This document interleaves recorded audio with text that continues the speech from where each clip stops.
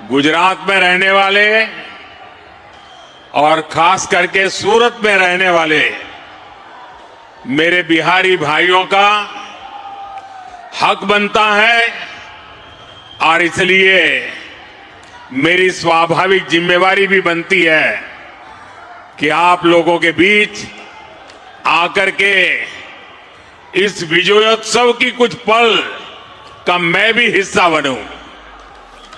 अचानक कार्यक्रम बन गया। मैं सुबह जा रहा था डेडियापाड़ा, तो यहां के हमारे साथियों ने मुझे कहा कि बिहार के लोगों की इच्छा है, अगर आप 5-10 मिनट बाहर आ जाए तो लोग आ जाएंगे। और मैं देख रहा हूं दूर दूर तक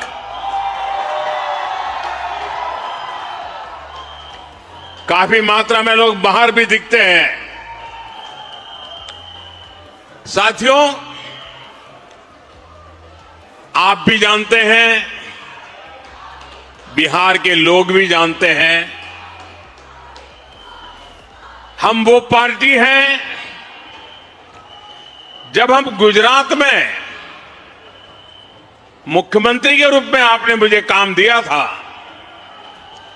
तब भी हमारा एक मंत्र था कि भारत के विकास के लिए गुजरात का विकास।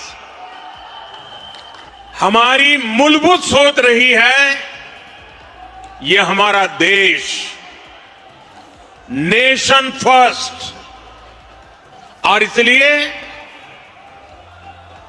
काम भले गुजरात में करते थे,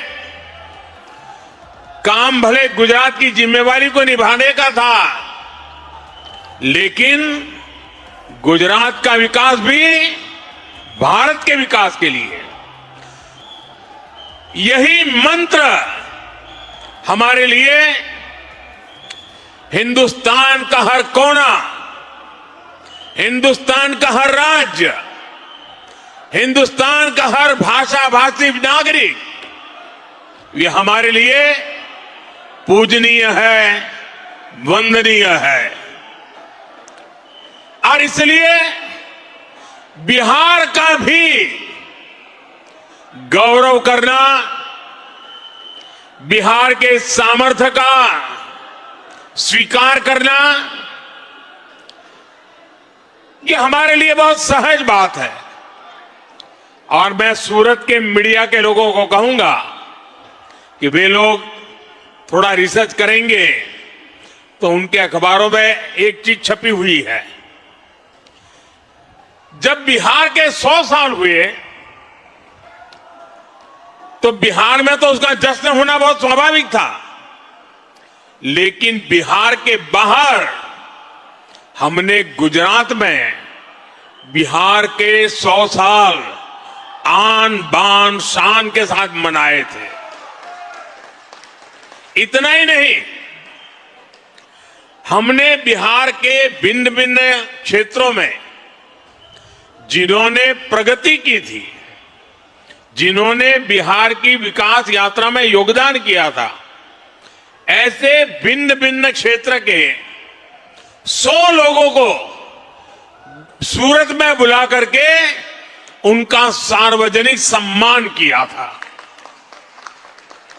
क्योंकि बिहार की वो टैलेंट, बिहार का वो सामर्थ्य, उसकी ताकत हम भली भांति पहले से जानते रहे हैं। साथियों, ये चुनाव सूरत में रहने वाले बिहार के मेरे भाई बहनों की तो पल पल की नजर थी, और मैंने देखा है कि बिहार के लोगों को राजनीति समझानी नहीं पड़ती है। वो दुनिया को राजनीति समझाने की ताकत रखते हैं। देखिए, इस चुनाव में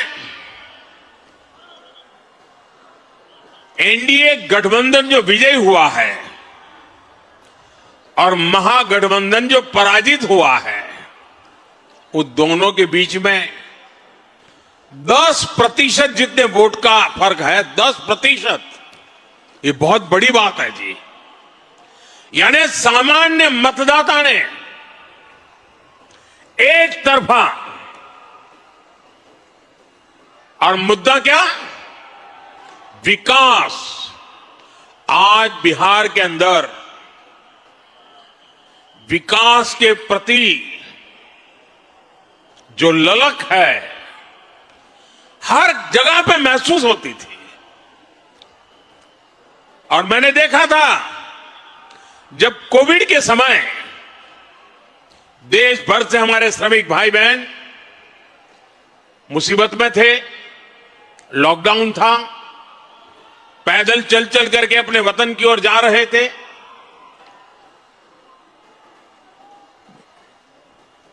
ट्रेन में लोगों को ले जाना यह भी चिंता का विषय था, कहीं फैल न जाए।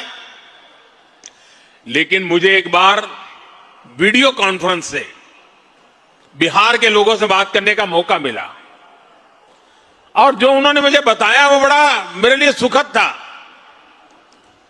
वे पैदल गए थे, कई लंबे लंबे समय तक पैदल चले, कहीं व्हीकल मिला फिर पैदल गए। कुछ लोगों ने वहां जाकर के इस समय का उपयोग करके कोई न कोई व्यवसाय शुरू किया। और जब मेरी उनसे वीडियो कॉन्फ्रेंस से बात हुई तो मैं हैरान था कि इतने कम समय में उन्होंने इतनी प्रगति कर दी थी। तो उन्होंने कहा कोविड हमारे लिए तो आशीर्वाद बन गया। बोले अब हम तो किसी राज्य में वापस नहीं जाएंगे, हम तो यहीं रहेंगे। ये बिहार के लोगों की ताकत है। और वही बिहार आज दुनिया भर में छाया हुआ है। दुनिया में कहीं जाइए बिहार की टैलेंट आपको नजर आएगी। और ऐसा बिहार अब विकास में नई ऊंचाई को प्राप्त करने का मिजाज दिखा रहा है। इस चुनाव में उस मिजाज के दर्शन हुए हैं। बिहार की माताएं बहनें और बिहार के नौजवान, महिला, युवा, ये एक ऐसा माय कॉम्बिनेशन बना है जिसने आने वाले अनेक दशकों की राजनीति का नींव मजबूत कर दी है दोस्तों।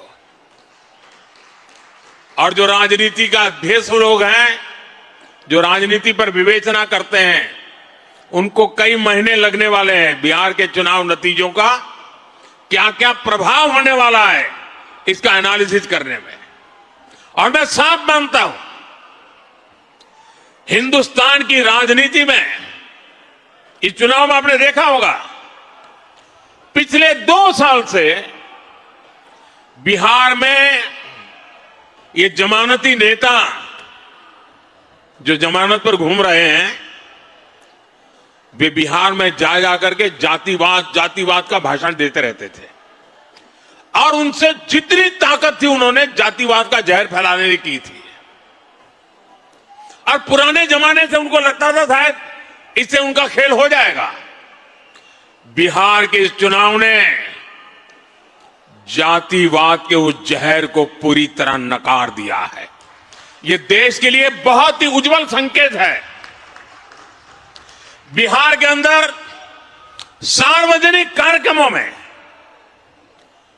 गैर कानूनी तरीके से जमीन ने कब्जा करके, मकानों को कब्जा करके जो वक्फ बना दिया जाता था,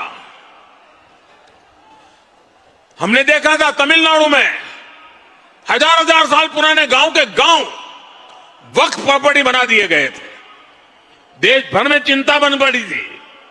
तब जाकर के हमने पार्लियामेंट में कानून पास किया वक्फ को लेकर के।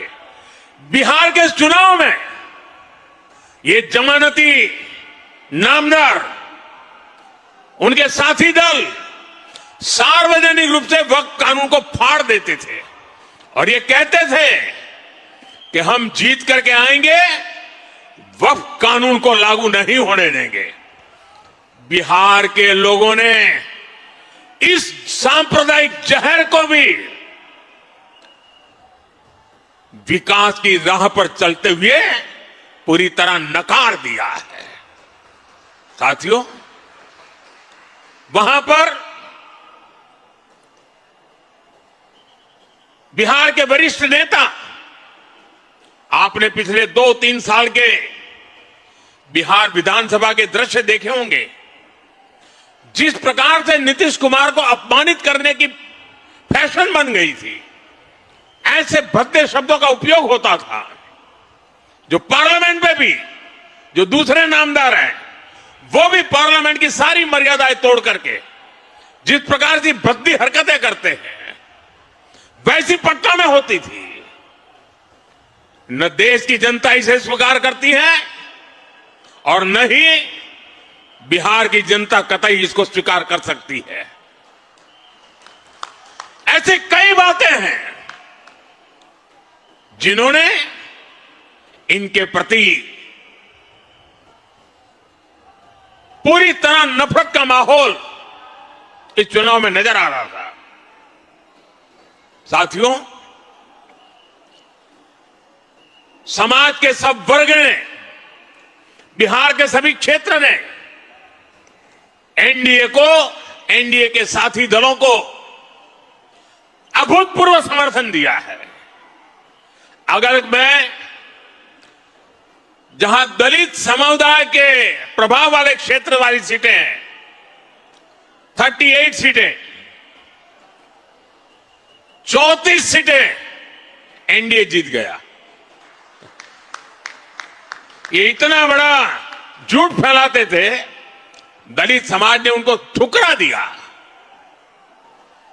साथियों, देश ये मुस्लिम लीगी माओवादी कांग्रेस को एमएमसी, मुस्लिम लीगी माओवादी कांग्रेस, देश तो अस्वीकार कर चुकी है। कांग्रेस पार्टी में जो राष्ट्रीय विचारों से पले बड़े लोग हैं, जिन्होंने कभी इंदिरा जी और राजीव गांधी जैसे लोगों के नेतृत्व में काम किया है, ऐसे कांग्रेस का बहुत बड़ा वर्ग ये नामदार की हरकतों से दुखी है। वो कहते हैं अब कांग्रेस को कोई बचा नहीं सकता है। यह हालत हो गई है। एक दो दशक में 50-50, 60 साल तक एक चक्री राज करने वाले लोग इस प्रकार से खत्म हो जाएं, ये साफ साफ उनके लिए आत्मनिरीक्षण का विषय है। वे अपने साथियों को भी पराजय के कारण नहीं समझा पा रहे, वे अपनी पार्टी को भी पराजय के कारण समझा नहीं पा रहे हैं और इसलिए सरल रास्ता ढूंढ लिया है। कभी ईवीएम हरा देता है, कभी इलेक्शन कमीशन हरा देता है, कभी मतदाता सूची का शुद्धिकरण हरा देता है।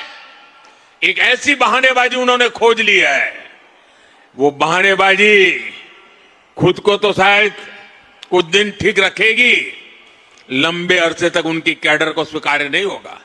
मुझे मालूम है, पार्लियामेंट में जब युवा कांग्रेस के सांसद मिलते हैं, जो फर्स्ट टाइम कांग्रेस के सांसद है या उनके इंडिया अलायंस के सांसद है, वो मिलते हो कहते हैं साहब क्या करें, हमारी जो कैरियर खत्म हो रही। मैंने कहा क्या हुआ?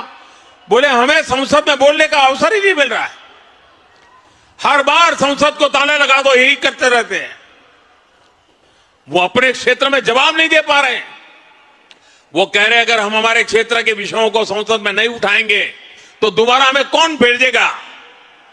पूरा युवा वर्ग कांग्रेस का जो पहली बार पार्लियामेंट में आया है, वे अपने भविष्य को लेकर के चिंतित हो गया है। साथियों, ऐसी स्थिति में हमारी जिम्मेवारी और बढ़ जाती है। हमें विकास की नई ऊंचाइयों को पार करना है। हमें विकसित भारत के संकल्प को पूरा करके रहना है। दोस्तों, मैं जानता हूं स्वदेशी उनके मुंह से नहीं निकलता है, आत्मनिर्भर भारत उनके मुंह से नहीं निकलता है, विकसित भारत बनना चाहिए वो नहीं निकलता है, क्योंकि उनकी प्राथमिकता ही यह देश नहीं है, यह देश के लोग नहीं है, ये देश के लोगों का भविष्य नहीं है। मैं नौजवान साथियों को कहना चाहता हूं, जिनकी सोच युवाओं के उत्कर्ष के लिए नहीं हो सकती है, उनको युवा कभी स्वीकार नहीं कर सकता है। और इसलिए साथियों, बिहार के चुनाव नतीजे हिंदुस्तान की राजनीति के अत्यंत महत्वपूर्ण नतीजे हैं। और मैंने कल भी कहा था कि लोकसभा के चुनाव के बाद जितने राज्यों में चुनाव हुए सब जगह पे उनकी हालत खराब है। 5 या 6 राज्यों में चुनाव हुए, उन सबके कुल मिला के कांग्रेस को जो एमएलए मिले हैं उससे ज्यादा कल हमें अकेले बिहार में मिले हैं। ये हाल है। लेकिन साथियों, हर विजय हमारे लिए जिम्मेवारी लेकर के आता है। हर विजय हमें कुछ ज्यादा देश के लिए करने की प्रेरणा देता है। हर विजय जन सामान्य के साथ जुड़ने की हमें प्रेरणा देता है। इस मंत्र को लेकर के हमें चलना है। आज जनजातीय गौरव दिवस है। भगवान बिरसा मुंडा की 150 वर्ष हुए हैं। आज उनकी जन्म जयंती है। हम सब के लिए ये जनजातीय गौरव दिवस भी उतना ही महत्वपूर्ण है। आज जो शानदार कार्यक्रम डेढ़ियापाड़ा में मुझे करने का अवसर मिला, इस महत्वपूर्ण अवसर में उसको भागीदार होने का मुझे अवसर मिला और अभी सूरत के लोगों के दर्शन करने का अवसर मिला। ये मेरे लिए सौभाग्य की बात है। मेरे साथ बोलिए, भारत माता की, भारत माता की, भारत माता की। वंदे वंदे वंदे वंदे वंदे वंदे। बहुत बहुत धन्यवाद।